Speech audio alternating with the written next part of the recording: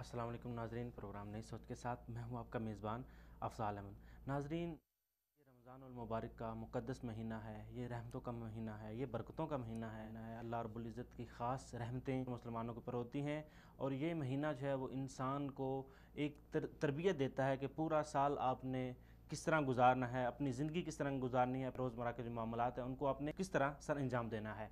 और ये महीना जो है, इस महीने में मुसलमान जो है उसके लिए ख़ास नेमतें, ख़ास इनामात और ख़ास अल्लाह रब्बुल इज़्ज़त की जो बरकतें होती हैं, रहमतें होती हैं, वो मुसलमान के ऊपर होती हैं।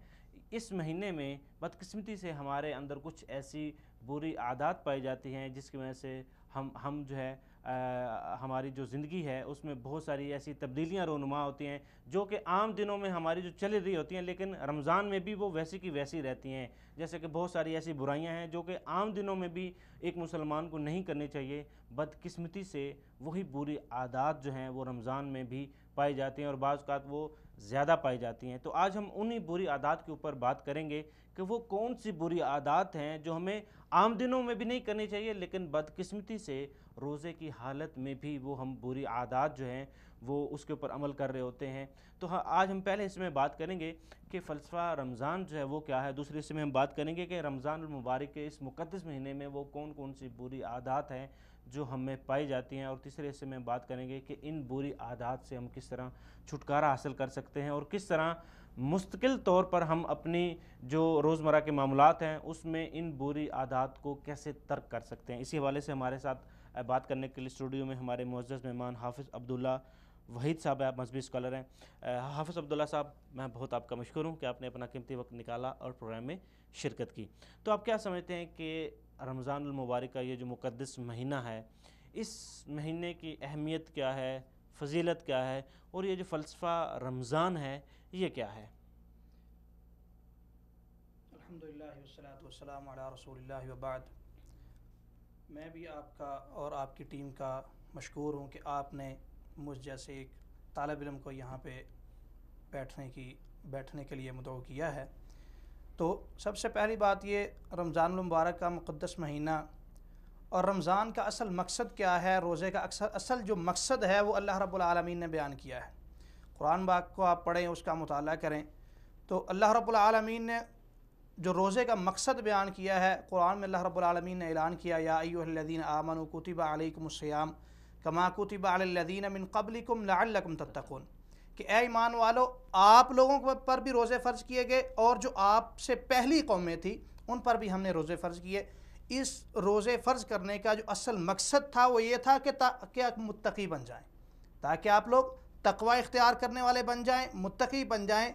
तक़वा एक ऐसी चीज़ है कि अगर आप तक़वा इख्तियार करते हैं, तक़वा का असल मकसद जो है वो अल्लाह रब्बुल आलमीन का डर है, कि इंसान के दिल में अपने मालिक का, अपने खालिक हकीकी का, जिस मालिक ने आपको पैदा किया है, उसका डर आपके दिल में आ जाए। जब अल्लाह रब्बुल आलमीन का डर आपके दिल में आ जाएगा तो दुनिया में भी कामयाबी है और आखिरत में भी कामयाबी है। इंसान का असल दुनिया में आने का मकसद ही तक़वा इख्तियार करना है। कोई भी काम है, किसी काम में, नमाज के बारे में आप देख लें, रोज़े के बारे में देख लें, हज के बारे में देख लें, तो अल्लाह रब्बुल आलमीन हर मुकाम पर तक़वे का मुतालबा किया है। कुर्बानी का मामला है, उसमें भी एक तक़वा है, अल्लाह रब्बुल आलमीन का डर है, अल्लाह रब्बुल आलमीन का खुलूस है कि इंसान अगर कुर्बानी करता है, अल्लाह का डर नहीं, खुलूस नहीं, तो आपकी कुर्बानी का फ़ायदा नहीं। इसी तरह रोज़ा भी है, इंसान रोज़ा रखता है तो रोज़े का भी मेन मकसद अल्लाह रब्बुल आलमीन ने तक़वा बयान किया है कि तक़वा इख्तियार करो। अल्लाह रब्बुल आलमीन का डर जो है इंसान के दिल में आ जाए, जब दिल के में डर आ जाएगा तो सारे ज़िंदगी के मामलात आसान हो जाएंगे। ये महीना जो है, इस महीने में कुर्ब इलाही हासिल करने का हमारे पास एक बेहतरीन मौका है। तो कुर्ब इलाही हम किस तरह हासिल कर सकते हैं? इसके कुर्ब इलाही के मुख्तलिफ़ तरीक़े हैं कि आप किस तरह कुर्ब इलाही हासिल कर सकते हैं। पहली चीज़ तो रोज़ा है, ये सबसे बड़ा और मेन ज़रिया जो है वो कुर्ब इलाही का है, क्योंकि नबी सल्लल्लाहु अलैहि वसल्लम ने फरमाया कि जितने भी काम हैं, हदीस का मफ़हूम ऐसे समझ लें कि जितने भी काम हैं, किसी का भी अल्लाह रब्बुल आलमीन ने अजर अपने ज़िम्मे नहीं लिया। जितने भी फरिश्ते जो भी काम है, नमाज़ पढ़ते हैं उसका अजर फरिश्ते लिखते हैं, آپ نیکی کرتے ہیں، صدقہ کرتے ہیں، اجر فرشتے لکھتے ہیں، لیکن روزہ ایک ایسا عمل ہے، پیارے پیغمبر صلی اللہ علیہ وآلہ وسلم نے فرمایا کہ اللہ رب العالمین کہتے ہیں کہ الصوم لی وانا اجزی بہ، کہ روزہ مسلمان مرد میرے لیے رکھتا ہے تو اس کا جزا بھی میں عطا کرنے والا ہوں، اس کا کوئی بھی دنیا میں اس کا کوئی بدلہ نہیں دے سکتا، ہاں آخرت میں اللہ رب العالمین نے اس کا بدلہ جنت رکھا ہے۔ تو اللہ رب العالمین نے روزے کا ایسا بدلہ دیا ہے کہ اللہ رب العالمین نے جنت کے 8 دروازوں میں سے ایک دروازہ ہی مختص کر دیا، کہ ایک پورا مکمل دروازہ جو ہے وہاں سے صرف روزے دار جائیں گے، جو دنیا میں رہتے ہوئے اپنی زندگی میں رمضان آتا رہا، رمضان میں روزے رکھتے رہے، اسی طرح جو نفلی روزے ہیں ان کا اہتمام کرتے رہے، اللہ رب العالمین نے ایک مکمل دروازہ صرف روزے داروں کے لیے رکھ دیا ہے کہ صرف اس کا نام باب الریان ہے، کہ جتنے بھی روزے دار ہوں گے دنیا میں روزہ رکھتے ہوئے، اللہ سے ڈرتے ہوئے، روزے کا جنہوں نے مقصد حاصل کر لیا، وہ اس دروازے میں داخل ہوں گے۔ اسی طرح نبی صلی اللہ علیہ وآلہ وسلم کا صحیح بخاری میں فرمان ہے، من صام رمضان ایمانا و احتسابا غفر له ما تقدم من ذنبہ، کہ جو بندہ رمضان کے روزے رکھتا ہے ایمان کی حالت میں اور نیکی سمجھتے ہوئے، ایک ایمان ہے، ایمان پختہ ایمان ہے، ایمان کیا ہے کہ اللہ رب العالمین کی طرف سے ہمیں آرڈر ہے، ہم نے اس کے اوپر عمل کرنا ہے، اور دوسرا نیکی سمجھتے ہوئے، اللہ سے اس کا اجر مانگتے ہوئے، اللہ سے اجر کی امید رکھتے ہوئے جو یہ کام کرتا ہے، نبی صلی اللہ علیہ وآلہ وسلم نے فرمایا غفر لہ ما تقدم من ذنبہ، اللہ رب العالمین اس کے سارے پچھلے گناہ معاف فرما دیتے ہیں۔ جی، گناہ معاف فرما دیتے ہیں۔ تو اس مقدس مہینے میں چونکہ ہمارے سامنے سب سے بڑے جو ایک رول ماڈل ہے، ایک مثال ہے، وہ رسول اللہ صلی اللہ علیہ وسلم ہے، ان کی زندگی جو ہے وہ ہمارے لیے ایک مکمل ضابطہ حیات ہے، اسی کے اوپر ہم اسی کی پیروی کرتے ہوئے اپنی زندگی کو بہترین بنا سکتے ہیں۔ تو رسول اللہ علیہ وسلم کا جو طرز عمل تھا رمضان المبارک میں وہ کیسا تھا؟ نبی مکرم صلی اللہ علیہ وآلہ وسلم رمضان المبارک میں قرآن کی تلاوت کا زیادہ اہتمام کیا کرتے تھے۔ جبریل امین علیہ السلام آتے اور نبی صلی اللہ علیہ وآلہ وسلم کے ساتھ دور کرتے قرآن کا، ان سے سنتے اور ان کو سناتے۔ یہ یہاں پر حفاظ کے لیے ایک بہترین نصیحت ہے، پیارے پیغمبر صلی اللہ علیہ وآلہ وسلم نے ایک بہترین نمونہ پیش کیا ہے کہ جو قرآن کے حافظ ہیں، جنہوں نے اپنے دل میں قرآن کو رکھا ہوا ہے، اپنے سینے میں قرآن کو محفوظ کیا ہوا ہے، ان کو یہ لازمی چاہیے کہ وہ رمضان المبارک کے مہینہ میں قرآن کو یاد بھی کریں اور ایک دوسرے کو سنائیں۔ ایک دوسرے کو سنائیں گے، پیارے پیغمبر صلی اللہ علیہ وآلہ وسلم کی سنت پر بھی عمل ہوگا، اور پیارے پیغمبر صلی اللہ علیہ وآلہ وسلم کا جو رمضان میں قرآن کا اہتمام ہوتا تھا اس کے اوپر بھی عمل ہوگا۔ اسی طرح پیارے پیغمبر صلی اللہ علیہ وآلہ وسلم رمضان المبارک میں قیام اللیل کا بھی اہتمام کیا۔ صحابہ کرام رضوان اللہ علیہم اجمعین کو باقاعدہ پہلے 3 دن جماعت کے ساتھ قیام اللیل کروایا اور پھر چوتھے دن نہ نکلے، امت کے لیے تخفیف کی وجہ سے، کیونکہ نبی صلی اللہ علیہ وسلم فرمایا اگر میں آ جاتا، مجھے پتا تھا کہ صحابہ جتنے ہیں مشتاق ہیں نیکی کرنے کے لیے، ان کے اندر جذبہ تھا، اہتمام تھا، حکم آ جاتا فوری عمل کرنا شروع کر دیتے، چون چرا نہیں کرتے، بس حکم نازل ہو گیا فوری عمل کر دیا۔ تو پیارے پیغمبر صلی اللہ علیہ وسلم چوتھے دن باہر نہ نکلے اس ڈر کی وجہ سے تاکہ میری امت پر یہ فرض نہ ہو جائے، اتنا اہتمام کیا اپنی امت کا، اتنا یہ رمضان المبارک کا مہینہ یہ ایک تربیت گاہ ہے، تربیت کا ایک بہترین جو کہتے ہیں نا ہمارے پاس ایک موقع ہے۔ لیکن یہ تو ہم نے ابھی جانا کہ جو رمضان کی اہمیت ہے، فضیلت ہے، اور جو فلسفہ رمضان ہے اس کے اوپر ہم نے بات کی۔ اب ہم آتے ہیں اپنے معاشرے کی طرف۔ رمضان چونکہ ایک بہت مقدس مہینہ ہے، باقی جو عام مہینے ہیں اس میں بھی جو بری عادات ہیں ان سے دور رہنا چاہیے، لیکن رمضان المبارک میں کچھ عادات ایسی بھی پائی جاتی ہیں ان کو بڑی سختی کے ساتھ منع کیا گیا ہے۔ تو آپ بتائیں کہ وہ کون سی ایسی بری عادات ہیں کہ جو ہم رمضان المبارک میں جانے انجانے میں کر جاتے ہیں، ان سے ہمیں پرہیز کرنی چاہیے؟ ساری رات کا جاگنا صرف اس کے لیے کہ ہم سحری کا اہتمام نہیں کر سکیں گے۔ بعض ایسے بھی ہوتے ہیں کہ جو تقریباً فجر سے گھنٹہ پہلے یا آدھا گھنٹہ 1.5 گھنٹہ پہلے سحری کھائی اور لیٹے اور آرام سے سو گئے، فجر کا اہتمام بھی نہ رہا۔ جب فجر کے لیے آنکھ کھلی تو دیکھا کہ سورج جو وہ طلوع ہو چکا تھا۔ ایک ہم نے سحری کا تو اہتمام کر لیا، سحری تو ہم نے کھا لی، لیکن جو فجر کا اہتمام تھا وہ نہ کر سکے۔ پیارے پیغمبر صلی اللہ علیہ وآلہ وسلم نے فرمایا کہ جو سحری ہے اس میں تاخیر کرو، کہ جو سحری کا آخری وقت ہے اس میں آپ سحری کریں تاکہ آپ پھر نماز بھی ٹائم پہ وقت کے ساتھ ادا کر سکیں۔ صحابہ اکرام رضوان اللہ علیہم اجمعین بیان کرتے ہیں کہ سحری کے درمیان، یعنی جو فجر کی اذان ہے اس کے درمیان اور جماعت کے درمیان اتنا فرق ہوتا تھا کہ جتنا 50 آیات کی ہم تلاوت کر سکیں، یعنی صرف آپ 2 رکعتیں پڑھیں، 2 رکعتیں پڑھ کے کچھ اذکار کریں تو جماعت کا ٹائم ہو جاتا تھا۔ اتنی لیٹ صحابہ اکرام رضوان اللہ علیہم اجمعین سحری کیا کرتے تھے۔ اور اسی طرح افطاری ہے، پیارے پیغمبر صلی اللہ علیہ وسلم نے فرمایا کہ افطاری میں جلدی کرو، سحری میں لیٹ کرو، افطاری میں جلدی کرو۔ تو اس لیے ہم اس کے بالکل الٹ چلتے ہیں، سحری بھی ہم نے جلدی کر لی اور افطاری جو ہے وہ بھی ہم انتظار کرتے رہتے ہیں، یار ابھی سورج غروب تو نہیں ہوا، 2 منٹ اور صبر کر لو، کون سا فرق ہے۔ جب سورج غروب ہو جائے تو ہمیں فوری افطاری کر لینی چاہیے۔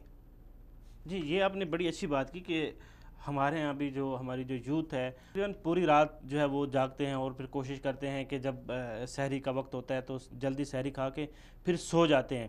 یہ اب دیکھیں کہ اب جب ایک آدمی سو گیا ہے تو اصل جو روزے کا جو مقصد ہے، جو فلسفہ روزہ ہے، اس کی جو ایک جسے کہتے ہیں نا کہ اصلی روح جو ہوتی ہے اس سے پہچان نہیں ہو سکتی۔ ایک سارا دن ایک آدمی جو ہے وہ سو رہا ہے، اس کو کیا پتا کہ ایک جو غریب آدمی ہے جس نے روزہ رکھا ہے وہ دھوپ میں کام کر رہا ہے، اس نے روزہ رکھا ہے، اس کے جو ایک روزے کی حقیقت ہے وہ اسے نہیں جان سکتا۔ ایک تو وہ یہ ہے کہ وہ جو فرض نمازیں ہیں، نمازیں بھی نہیں پڑھ سکتا اور سارا دن جو ہے وہ سویا رہتا ہے۔ اس کی جو ایک بھوک ہوتی ہے، پیاس ہوتی ہے، اس کی جو شدت ہوتی ہے، ٹھیک ہے، یہ ایک روزے کا ایک بہت اہم حصہ ہے، بالکل ٹھیک ہے۔ اگر آپ کو بھوک، پیاس اور یہ چیزیں محسوس نہیں ہو رہی تو آپ روزے کی جو حقیقت ہے، اس کا جو فلسفہ ہے، اس کو پہچان نہیں سکتے، اس کی جو حقیقت ہے اس کے بالکل قریب نہیں جا سکتے۔ آپ سارا دن سوئیں گے تو آپ کا جو روزہ ہے، آپ کس طرح کہہ سکتے ہیں کہ میں نے مکمل جو روزہ ہے، روزے کی جو اصل حقیقت ہے، اس کی جو روح ہے، اس کو پہچان لیا ہے۔ اب سارا دن آپ نے سو کے گزارا اور نمازیں بھی آپ کی جاتی رہیں۔ اب یہ دیکھیں عام جو روٹین ہوتے ہیں اس میں بھی آپ کو ایسا نہیں کرنا چاہیے، لیکن اس برکتوں والے، رحمتوں والے مہینے میں آپ سارا دن جو ہے وہ سو کے گزاریں گے تو آپ روزے کی جو حقیقت ہے اس کو نہیں پہچان سکتے۔ چلیں، یہ تو ایک برائی ہوگی۔ اب دوسری برائی کی طرف ہم اگر چلتے ہیں تو جھوٹ جو ہے یہ عام زندگی میں بھی جو ہے وہ مسلمانوں کو بڑی سختی سے منع کیا گیا کہ اب جھوٹ نہیں بولنا چاہیے، لیکن رمضان المبارک کے اس رحمتوں والے مہینے میں، برکتوں والے مہینے میں بھی جو ہے ہم جو ہے وہ جھوٹ بولنے سے باز نہیں آتے، گریز نہیں کرتے، احتیاط نہیں کرتے۔ تو اس بارے میں آپ کیا کہیں گے؟ اصل میں جھوٹ جو ہے نا ایک فیشن بن چکا ہے۔ اب یہ کہہ سکتے ہیں کہ اس وقت ہمارے معاشرے میں جھوٹ ایک فیشن بن چکا ہے۔ سب سے بڑی جو بیماری ہے ہمارے پاس یہ ایک موبائل ہے۔ موبائل پہ جتنا دنیا میں موبائل پہ جھوٹ بولا جاتا ہے شاید کہیں اور بولا جاتا ہو۔ مثال پہ طور ایسا ہے کہ سمجھ لیں، کیونکہ ایک بندہ سفر کر کے آ رہا ہے، آپ کے پاس آ رہا ہے، آپ نے اس کو ٹائم دیا ہوا تقریباً 10 بجے کا، وہ آپ کے پاس سفر کر کے آ رہا ہے تو آپ اس کو، وہ لیٹ ہو گیا، آپ اس کو کال کریں گے، ہاں بھائی کہاں ہو؟ بس یہ 10 منٹ میں پہنچ رہا ہوں، چاہے وہ 100 کلومیٹر دور ہو۔ صحیح بات۔ آپ کو یہی کہے گا 10 منٹ میں، 15 منٹ میں بس آ رہا ہوں، آپ کے پاس پہنچنے والا ہوں۔ اس کو پتہ ہے، وہ جانتا ہے کہ میں جھوٹ بول رہا ہوں، لیکن اصل وجہ یہ ہے کہ جھوٹ کو اب گناہ سمجھے نہیں جاتا۔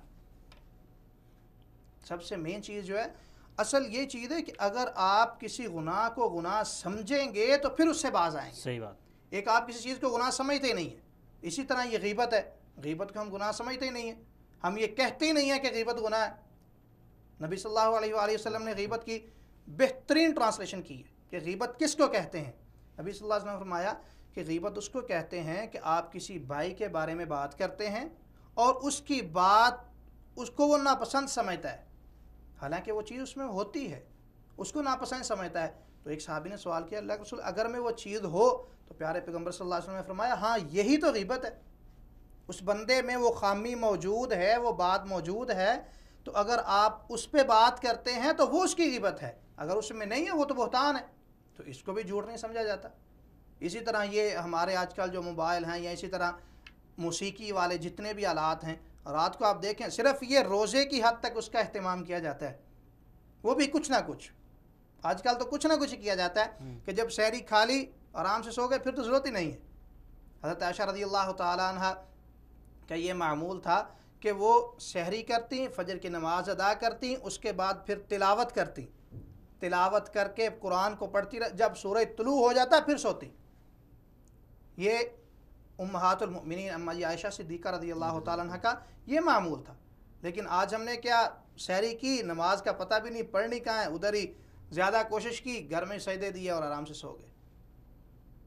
اور اصل چیز ہے کہ کسی چیز کو کوئی بھی ہم گناہ کرتے ہیں اس کو ہم گناہ سمجھیں تو پھر انسان کو سمجھ آتی ہے کہ یہ گناہ ہے, مجھے اس سے بچنا چاہیے. جی, آپ نے بات کی کہ قرآن پاک جو ہے اس کی تلاوت کی, تو آج کل جو ہمارا معمول ہے, کیا ہم دیکھیں باقی بڑی بدقسمتی سے یہ چیز کہنی پڑتی ہے کہ پورا سال جو ہے وہ قرآن پاک جو ہے ہم ایک جگہ پہ رکھتے ہیں اور ہمیں پتہ نہیں چلتا کہ پورا سال اس قرآن پاک وہیں پڑا رہتا ہے. پھر سال بعد جب ہم دیکھتے ہیں, ٹھیک ہے, پھر ہمیں پتہ چلتا ہے کہ ہم جو ہے قرآن پاک جو ہے اس کی بھی تلاوت کرنی چاہیے. اور رمضان میں بھی جو ہے جس طرح اہتمام کرنا چاہیے اس طرح ہم تلاوت کا اہتمام نہیں کر پاتے. اس بارے میں آپ کیا کہیں گے؟ اصل میں ہم نے قرآن کو صرف ادب کے لیے رکھا ہوا ہے. ہم نے ادب کا معیار خود بنایا ہے. ہمیشہ شریعت نے ہر چیز کا ادب بتلایا ہے.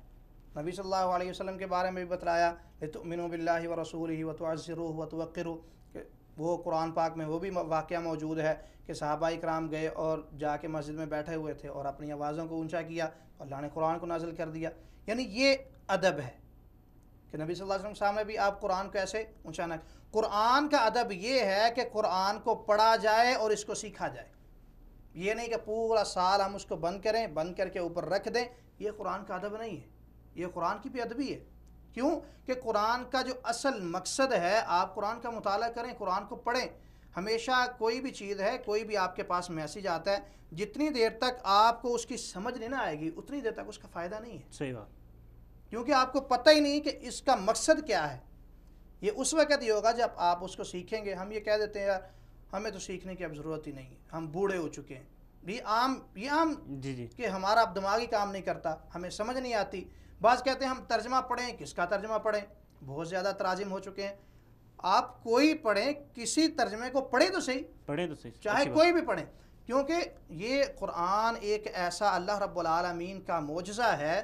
یہ ایسی قرآن کو ایسی کتاب ہے کہ جس کی حفاظت کا اللہ رب العالمین نے ذمہ اٹھایا ہے. اس میں کوئی بندہ کسی قسم کی ترجمے میں تحریف نہیں کرے گا. آپ کوئی بھی ترجمہ اٹھا کے دیکھ لیں, اس کو آپ ترجمہ پڑھیں, جو بھی اگر کوئی بات لکھتا ہے اپنی طرف سے وہ بریکٹ ڈالے گا اور درمیان میں لکھے گا. یہ بات آپ نوٹ کریں کہ کوئی بھی اگر کوئی ایسا قرآن پاک کا ترجمہ کرے گا نا, وہ کوئی بھی اگر اپنی طرف سے بات لکھتا ہے تو وہ بریکٹ ڈالے گا, بریکٹ ڈال کے اس میں لکھے گا, ترجمے میں کوئی اس کو تبدیلی نہیں کرے گا.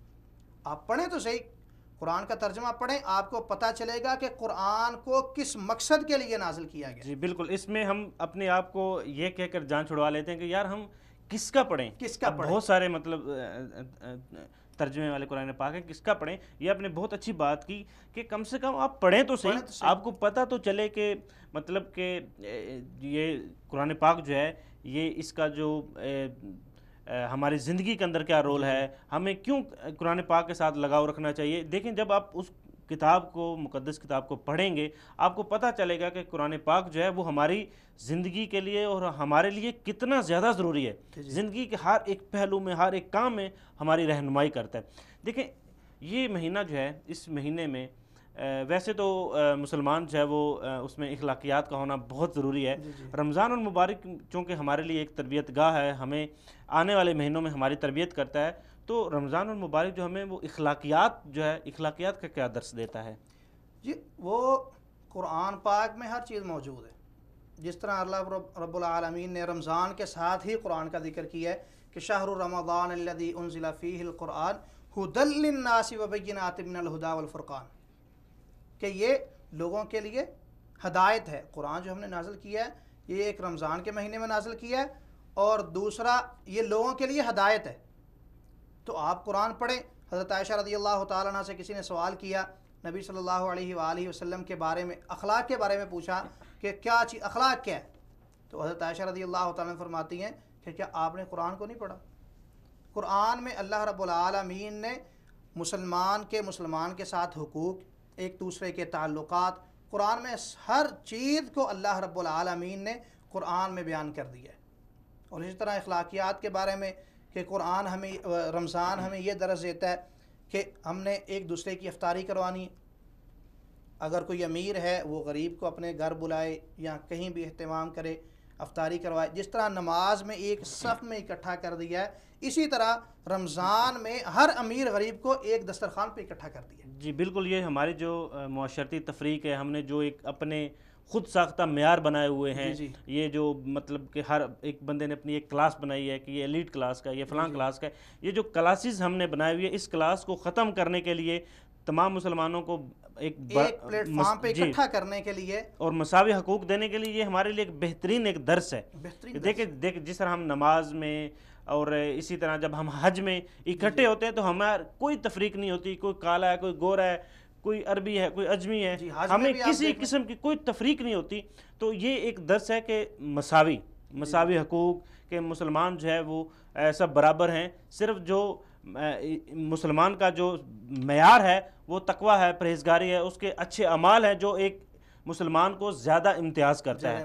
لیکن اب ہمارے معاشرے میں اس قدر جو ہے وہ ہمارے دلوں میں، ہمارے ذہنوں میں حقارت پڑ گئی ہے کہ ہمارا جو اپنا بھائی ہوتا ہے، ہمارا جو ایک اپنا ساتھی ہے، ہمسایہ ہے، ہمارا محلے دار ہے، تو ہم اس کو بھی برداشت نہیں کر پاتے. ہمارے ذہنوں میں یہ اس قدر جو ایک تفریق پیدا کر دی گئی ہے کہ مسلمان جو ہے وہ آپ سے حیثیت میں کم ہے، لیکن آپ اس کو کم نہیں سمجھنا چاہیے. اگر ایک غریب ہے تو آپ کم سے کم اس مہینے میں آپ اس کو اپنے ساتھ بٹھائیں، اپنا جو درجہ ہے اس کے مطابق اس کو سمجھیں، اس کو عزت دیں، اس کو احترام دیں.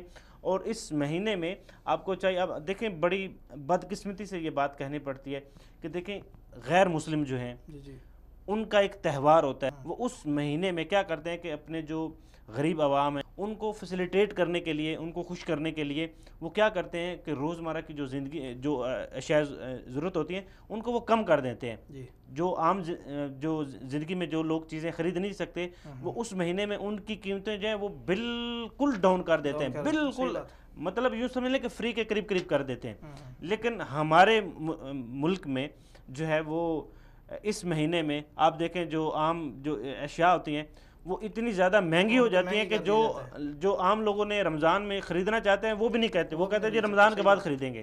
اب دیکھیں یہ ہم کس طرح کہہ سکتے ہیں کہ ہم جو ہے وہ رمضان کے جو حقیقی معنی ہے اس کو سمجھ رہے ہیں، یا رمضان کے جو ہمیں درس دے رہے اخلاقیات کا اس کے اوپر عمل کر رہے ہیں. اب یہ دیکھیں ہمارے معاشرے میں ایسا کیوں ہے کہ باقی ممالک میں جو ہے وہ ان کے مہینے میں چیزیں جو ہے وہ سستی ہو جاتی ہیں، جبکہ ہم رمضان المبارک میں چیزیں مہنگی کر دیتے ہیں. ہماری پہلی بات تو کہ دین سے دوری ہے. پہلی بات جب قرآن کے حوالے سے وہ بھی ہم نے یہ اسی لیے بات کی کہ ہماری دین سے دوری ہے. ہم نے صرف یہ جینے کا مقصد یہ بنا لیا ہے کہ ہم ایک اپنے قبیلے کے لیے، اپنی برادری کے لیے، اپنے علاقے کے لیے یا اپنے جو بڑا سربراہ ہے ہم اس کے لیے جیتے ہیں. جو اصل مقصد ہے ہمارا جینے کا مقصد ہم اس کو بھول چکے ہیں. اگر ہم اس مقصد کو مد نظر رکھیں تو اللہ رب العالمین نے یہ جو قبیلے برادریاں ساری بنائی ہیں، یہ اللہ رب العالمین نے قرآن میں ذکر کیا ہے کہ وَجَعَلْنَاكُمْ شُعُوبًا وَقَبَائِلَ لِتَعَارَفُوا، کہ یہ جو چیز بھی ہے، یہ ہاتھ قبیلے برادری سب کچھ جو ہے یہ صرف برادری کی اس لیے ہے تاکہ ایک دوسرے میں آپ پہچان حاصل کر سکیں. مثال کے طور پہ افضال حسین ہیں، افضال اور بھی ہو سکتے ہیں، کتنے دنیا میں افضال ہیں. صرف آپ کو ایک برادری کے ساتھ منسلک اس لیے کیا ہے کہ تاکہ آپ کی پہچان ہو سکے. تو باقی ان اکرمکم عند اللہ اتقاکم، تو اللہ رب العالمین کے ہاں جو عزت والا ہے، احترام والا ہے، وہ تقوی والا ہے، جس کے اندر تقوی زیادہ ہے. جو تقوی اختیار کرتا ہے وہ اس ہر قسم کی مساوات کو ختم کر دیتا ہے. نہیں، جو اللہ سے ڈرنے والا ہے وہ چاہے امیر ہو، غریب ہو، کوئی بھی ہو، وہ اللہ کے احکامات کو مانتے ہوئے برابری، ہمیشہ وہ برابری کا درس دیتا ہے، ہمیشہ وہ برابری کی طرف بلاتا ہے کہ آؤ برابری کی طرف آؤ، اکٹھے مل کر بیٹھنے کا وہ درس دیتا ہے. وہ کسی کو بلندی کے لیے اور کسی کو کسی قسم کا ایسا درس نہیں دیتا. اب دیکھیں کہ ابھی رمضان المبارک کے مہینہ میں فطرانے کا حکم دیا گیا ہے، وہ بھی اسی وجہ سے دیا گیا ہے کہ جو بیچارے غریب لوگ ہیں وہ بھی آپ کی عید کی خوشیوں میں شامل ہو سکے. پیارے پیغمبر صلی اللہ علیہ وآلہ وسلم کے ایسے واقعات ملتے ہیں کہ نبی صلی اللہ علیہ وسلم صبح نکلے، دیکھا ایک چھوٹا سا بچہ رو رہا ہے، پوچھا کیا وجہ، کیا کیوں؟ میرے پاس نہیں ہے کچھ بھی. اٹھا کے لے گئے اماں جی عائشہ صدیقہ رضی اللہ تعالیٰ کے پاس، جا کے ان کو بٹھایا اور کہا اس کو کپڑے پہناؤ، اس کو نہلاؤ دلاؤ. کس وجہ سے؟ تاکہ وہ بچہ بھی ہماری عید میں شامل ہو سکے، یعنی برابر ہو سکے، جتنے بھی مسلمان ہیں سب یہ برابر ہو سکیں. رمضان تو ہمیں قرآن اور رمضان پیارے پیغمبر صلی اللہ علیہ وسلم کی سیرت ہمیں یہ درس دیتی ہے، صرف ہماری دین سے دوری کی وجہ سے ہم اصل رستے سے بھٹکے ہوئے ہیں۔ جی، رمضان المبارک ہمیں صبر کا درس دیتا ہے، اس بارے میں آپ کیا کہیں گے؟ چونکہ آپ نے دیکھا ہے کہ اکثر چونکہ ہم میں جو آج کل کے جو یوتھ ہے اس میں جو برداشت ہے وہ بہت کم ہے، تو روزمرہ معاملات میں اس طرح ہوتا ہے کہ بعض کا جو ہے وہ غصے کی حالت میں ہم ایک دوسرے کو یہ کہہ دیتے کہ بھائی آپ مجھے نہیں بلائیں، میں روزے کی حالت میں ہوں۔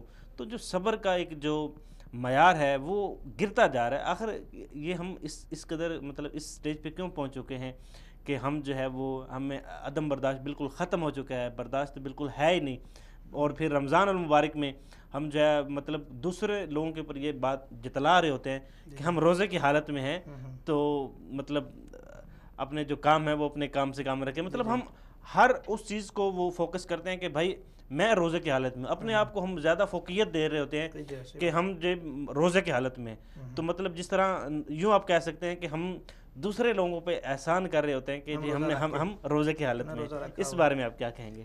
اصل میں روزہ جو ہے یہ اصل صبر ہی ہے، کہ دیکھیں کہ یہ صرف اللہ رب العالمین کی طرف سے ایک منع کردہ چیز ہے۔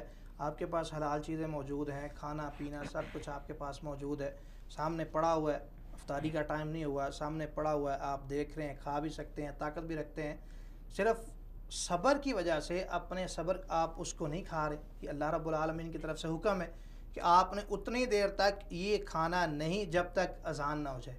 صحیح، سامنے کوئی چیز پڑی ہو، انسان سے صبر ہوتا ہے؟ نہیں ہوتا۔ صرف ایک صبر کا درس دینے کے لیے اگر آپ کو کوئی پریشانی آتی ہے، کوئی مصیبت آتی ہے، تنگی آتی ہے، تو اس پہ آپ صبر کریں۔ پیارے پیغمبر صلی اللہ علیہ وآلہ وسلم نے فرمایا کہ الصبر عند صدمۃ الاولی، صبر وہ ہے کہ جب آپ کو کوئی مصیبت آتی ہے فوری صبر کریں۔ یہ نہیں کہ جو بھی باتیں منہ میں تھی وہ ساری نکال لیں، اس کے بعد کیا دیا ہمارا تو صبر ہی ہے۔ صبر یہ چیز نہیں ہے، صبر یہ ہے کہ آپ شروع سے لے کر آخر تک صبر کریں۔ صحیح بات۔ تو دوسری بات یہ ہے کہ نبی صلی اللہ علیہ وسلم فرمایا آپ کو کوئی ایسا تنگ کرتا ہے، کوئی پریشان کرتا ہے، تو بس آپ کو اس کو اتنا کہہ سکتے ہیں کہ بھئی میں روزے دار ہوں، انی صائم، حدیث کے الفاظ ہیں کہ انی صائم، میں روزے دار ہوں، مجھے تنگ نہ کریں۔ تو کسی کو جتلانے کے لیے نہیں، صرف اگر آپ کو کوئی تنگ کرتا ہے، کوئی پریشان کرتا ہے، کوئی آپ کو باتیں کرتا ہے، یا اس طرح کسی طریقے سے بھی پریشان کرتا ہے، اس کے بس یہ کہتے ہیں بھئی میں روزے دار ہوں، میں آپ کی بات کا جواب نہیں دے سکتا۔ مقصد یہ کہ اگر وہ آپ کو غصہ دلا رہا ہے، اس حدیث سے دیکھیں کیا اخذ ہوتا ہے کہ وہ آپ کو غصہ دلا رہا ہے، تو پھر بھی آپ نے اس پہ کیا کرنا ہے؟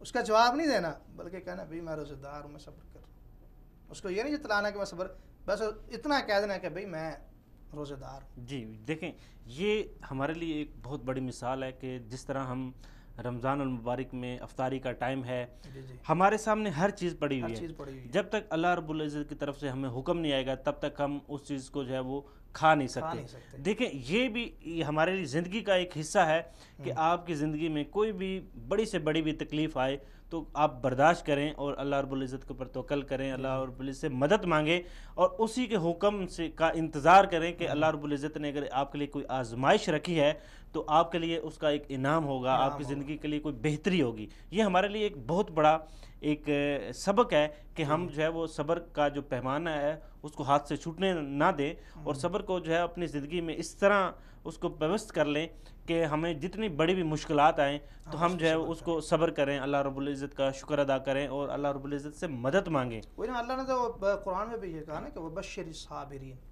کہ جو لوگ صبر کرنے والے اللہ رب العالمین کو بشارت سناتے ہیں، بشارت سناتے ہیں۔ دیکھیں اب چلتے ہیں ہم آگے کہ اس مقدس مہینے میں ہم اپنے نفس کی مکمل طور پر کس طرح حفاظت کر سکتے ہیں اور کس طرح اپنے آپ کی تربیت کر سکتے ہیں اور کس طرح ہم اپنے نفس پہ قابو پا سکتے ہیں۔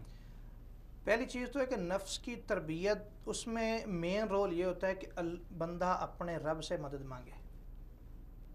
کوئی بھی کام ہے، اگر آپ اللہ رب العالمین سے مدد مانگیں گے، اللہ رب العالمین سے مدد طلب کریں گے، تو اللہ رب العالمین یقیناً اس معاملے میں آپ کی مدد کرتے ہیں۔ جس طرح قرآن میں اللہ رب العالمین فرماتے ہیں کہ وَالَّذِينَ جَاهَدُوا فِينَا لَنَهْدِيَنَّهُمْ سُبُلَنَا، کہ جو بندہ ہدایت کی طرف چلنا چاہتا ہے، اس کا ایک دلی ملان ہے، دلی رغبت رکھتا ہے کہ میں ہدایت کی طرف جاؤں، تو ہم اس کے لیے ہدایت کے راستے آسان کر دیتے ہیں، اس کے لیے ہدایت آسان ہو جاتی ہے۔ لیکن ہمارا مسئلہ یہ ہے کہ ہم کہتے ہیں کہ ہمیں بیٹھے بٹھائے سب کچھ مل جائے. اب دیکھیں صحابہ کرام رضوان اللہ علیہم اجمعین، ان کی زندگی کا مطالعہ کریں، دیکھیں کہ صحابہ کرام رضوان اللہ علیہم اجمعین کا کیا معمول تھا. سیدنا عبداللہ بن مسعود رضی اللہ تعالیٰ عنہ بیان کرتے ہیں کہ ہم قرآن کو پڑھتے، قرآن کی ایک آیت کو سیکھتے اور اس پر عمل کرتے تو پھر آگے چلتے. دیکھیں بہترین ہمارے لیے ایک سبق ہے، بہترین اگزامپل ہے ہمارے لیے. جی اب دیکھیں چونکہ ہمارے پروگرام کا وقت جو بالکل اختتام کی طرف سے ہے، تو آخر پہ میں یہ چاہوں گا کہ آپ ہمیں یہ بتائیں کہ رمضان المبارک کا جو پیغام ہے وہ پیغام کیا ہے ایک مسلمان کے لیے؟ رمضان المبارک کا جو پیغام ہے وہ ہم نے جو شروع میں ذکر کیا ہے وہ یہ ہے کہ رمضان المبارک یہی کہتا ہے کہ آپ پورے رمضان میں اللہ رب العالمین کو احکامات کو بجا لاتے ہیں.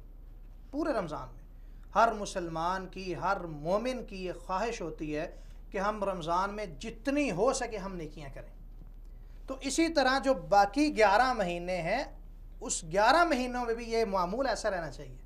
بالکل آپ دیکھیں کہ معاشرے میں آپ غور کریں کہ رمضان مبارک آتا ہے، مسجدیں ماشاءاللہ بھر جاتی ہیں، ماشاءاللہ لوگ صدقہ و خیرات زیادہ سے زیادہ کرنا شروع کر دیتے ہیں. بالکل جو ہی عید پڑھتے ہیں وہی مسجد ہوتی ہے، وہی اہل علاقہ ہوتے ہیں، وہی محلے والے ہوتے ہیں. عید پڑھ لی، ظہر کی اذان ہوئی ہے، وہی 2-4 آدمی مسجد میں آپ کو کھڑے نظر آئیں. بالکل یہ حقیقت یعنی ہے. رمضان اس چیز کا درس دیتا ہے کہ آپ پوری زندگی کو ایسے معمول بنائیں.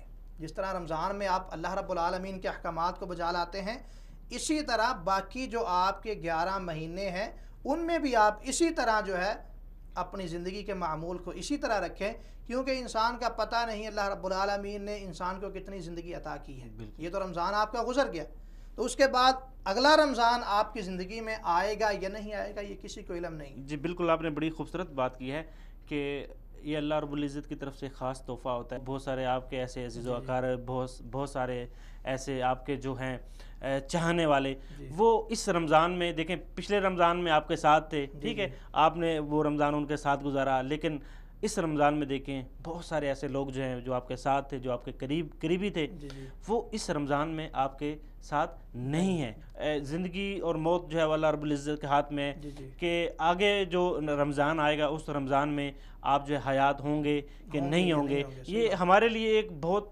قیمتی موقع ہے، بڑا قیمتی لمحہ ہے. اللہ رب العزت کی طرف سے بہت بڑا ایک تحفہ ہے کہ اس تحفے کو، اس موقع کو ہم بڑے اچھے طریقے اور احسن طریقے سے گزاریں اور اپنے آپ کو اس قدر جو ہے وہ بہتر بنا سکیں کہ آپ جو ہے وہ قرب الہی جو ہے اس کا حصول پا سکیں. جی محترم حافظ عبداللہ وحید صاحب، آپ کا بہت شکریہ کہ آپ نے اپنا قیمتی وقت نکالا اور پروگرام میں شرکت کی. بے شک یہ رمضان المبارک جو ہے اللہ رب العزت کی طرف سے ہمارے اوپر ایک بہت بڑا احسان ہے، ایک بہت بڑا تحفہ ہے، اور اللہ رب العزت نے یہ ہمیں موقع دیا ہے کہ ہم اس رمضان میں اپنے آپ کو سنواریں، اپنی زندگی کو سنواریں، اپنے اعمال کو اچھا کریں اور اپنی جو بری عادات ہیں اس سے چھٹکارا پائیں. ناظرین آپ نے دیکھا ہوگا کہ پچھلے رمضان میں بہت سارے ایسے آپ کے عزیز و اقارب، آپ کے جاننے والے آپ کے ساتھ تھے، لیکن اس رمضان میں آپ کے ساتھ نہیں ہیں. تو ناظرین سوچیں کہ ہمارے پاس یہ زندگی بالکل مختصر ہے